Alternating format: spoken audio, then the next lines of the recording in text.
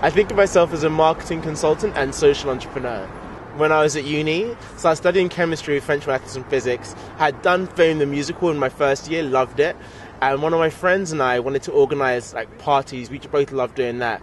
And we'd gone to our university student union saying, hey, we've got this like great idea doing like a student music awards almost. And they were like, great idea, but we're not going to do it because we've already got our own award show. So I was like, bummer. And went down to like the hub where all the other students hung out who had ideas and stuff. And I was like chatting to my friend Melissa, who ran our Fair Trade Society. And I said, look, just been told I can't organise this event. And she was like, Matt, we want to organise a fair trade fashion show. Maybe you could organise it. And I was like, yeah, hell yeah, for sure. And she was like, yeah, it needs to be in 5 weeks' time. And I was like, whoa. And for me, it was just like, look, we've got 5 weeks to turn around a fair trade fashion show. I've never organised a fashion show in my life, but I knew I all loved organising parties, and I had a good phone book of people. And so in that 5 weeks with my phone book, we put together what was the university's first fair trade fashion show, and it became an annual tradition. It was so good. Sales of fair trade went up at the university. They came back to me and said, can you organise this again so it becomes like a regular thing? And even looking back, like, it was such a thrill, such a crazy 5 weeks. With like things going wrong and me having one of those crisis moments of sitting in my room being like, why am I doing this? And getting this pack that I'd got in the post about some kids, like kids in Africa who were going through some hard times, and just being like, this is why I'm doing it. It was a real turnaround moment, because I was probably just like, this is impossible, but it was really worth it. So yeah, that was an impossible situation made real. I feel you're treading that line between reality and a dream. And I love being in the dream state in terms of coming up with ideas, but I guess it's only when you turn them into reality that you have stuff that you can be proud of. And as you're treading that line, I feel you're kind of, on the one hand, you open yourself up to this whole new world of serendipity and opportunity.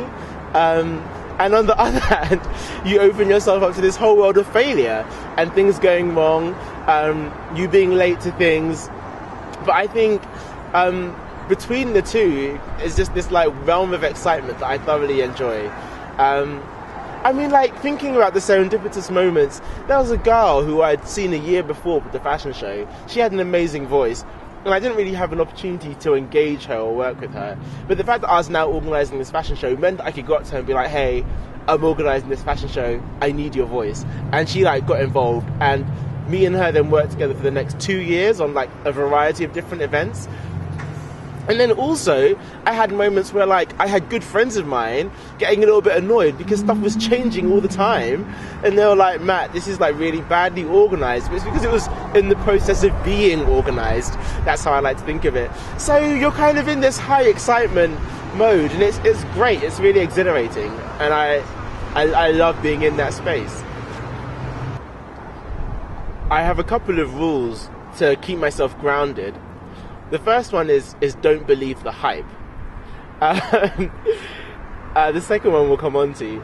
But in terms of like, I think when you're taking on something big, you will get people around you who are saying it's not possible, but you'll also have, maybe as equally dangerous, a chorus of people who are just like, yeah, you're amazing, what you're doing is really cool, and making you arguably think that you're bigger than you are and better than you are. And I think the most important thing is to realise that you're someone with a dream, but you need to get other people involved for it to work. If you just rely on your own brilliance, then you're doomed to fail, in my opinion. Because my other rule is create a canvas, not a painting. And for me, it's about not being dictatorial when you've got a vision for something, but seeing it as a canvas for other people to put their own stamp on as well, because then you get a real sense of ownership, and people kind of work on stuff together, and you get a lot more buy-in.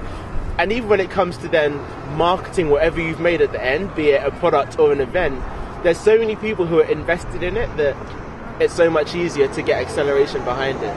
So for me, it's those two things. Like the dangers are you believe in yourself too much and alienate yourself from people who can help. And B, when you do have other people on board, the danger is that you just try and get everyone to buy into your particular way of doing things instead of seeing what you're doing as a platform for other people to excel. Right now, I'm most excited about the fulfillment of a 1, 2, 3, 4, 5, 6, 7, 8, 9-year dream of mine, which started out when I was at uni, and long story short, couldn't afford to sponsor a child £15 a month. I did it for like 2 or 3 months, realised I couldn't afford it, and was like, hey, I could get my friends to put in £1 a month each and we could sponsor a kid for £1. And that became a campaign that I launched for World Vision, really successful at my uni. And since then I've been thinking, how can we take this idea of charitable giving and make it more mass market, making it something that people aspire towards rather than feeling forced into. And now I'm about to launch Makeable. We're currently in our build phase. We're going to go into alpha in May, and it's a platform that kind of takes the subscription model that you've seen in Netflix and Spotify and applies it to charitable projects on the ground, but then kind of gives you that clout type score for the impact that you're achieving through your projects.